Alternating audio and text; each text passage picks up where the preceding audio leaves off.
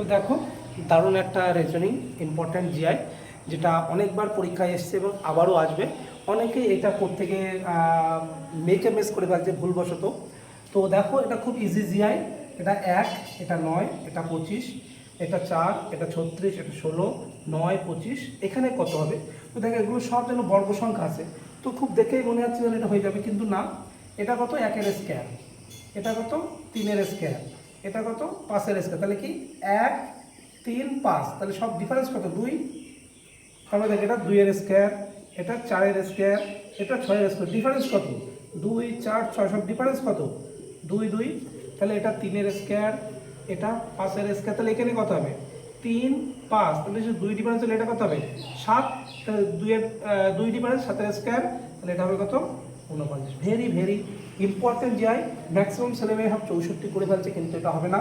সঠিক উত্তর হবে 49। দেখলে তো, যেগুলো স্কোর সংখ্যা তাদের ডিফারেন্স 2, 2, 2 করে বেড়েছে প্রত্যেকটা। খুব ইজি একটা শর্ট ট্রিক্সের মাধ্যমে তোমাদের রিজনিংটা দেখালাম। তো অবশ্যই ভালো লাগবে।